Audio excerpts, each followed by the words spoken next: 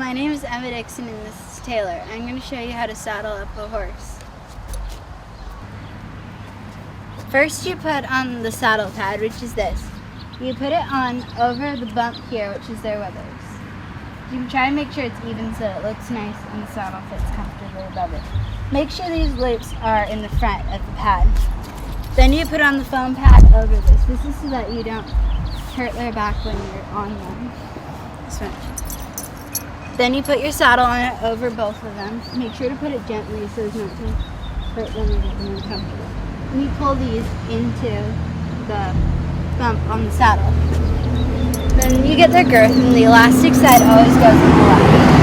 There's a flap here, and you buckle it onto the first hole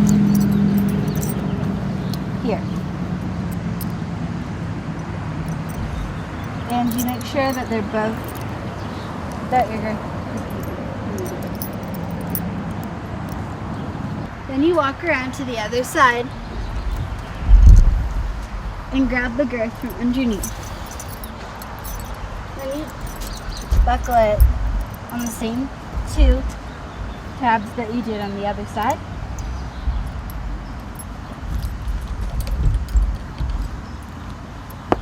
And buckle it shut. Make sure not to tighten it all too much in one go, because it's much nicer to ride if your horse is happy, and you're always going to tighten it again when you get in the ring to get on.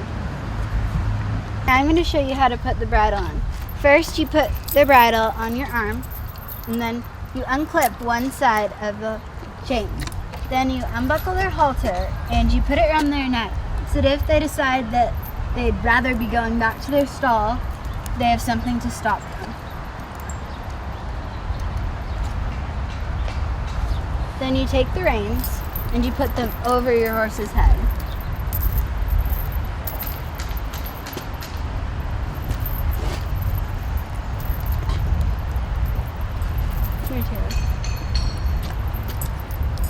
And then you hold their face like this and hold your bridle here, and you're going to want to put your finger in between their teeth where there's no teeth and tickle their tongue so that they open up to put the bit in. Good boy, Taylor. Then you tuck their ears through and get it settled.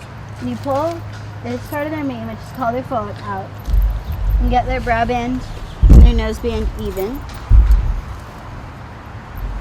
And then you buckle the noseband, and you do that so there's enough room for two fingers between the noseband and his neck. Then you thread it through the things that keep the buckle from going everywhere. Good boy, Tim. Then the throat latch you buckle, and you make sure there's enough room for your fists to fit so that your horse can breathe comfortably.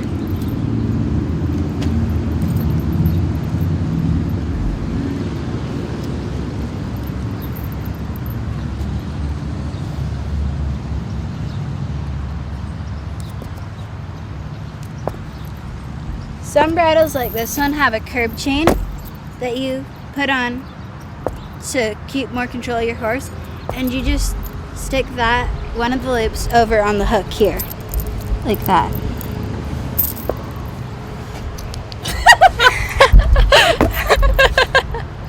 If your bridle doesn't look pretty, you probably want to adjust it so that it looks nice and fits right. If you have to walk away from your horse for any reason while their bridle is on, you can just put their halter back on over the bridle and clip them back onto the chain.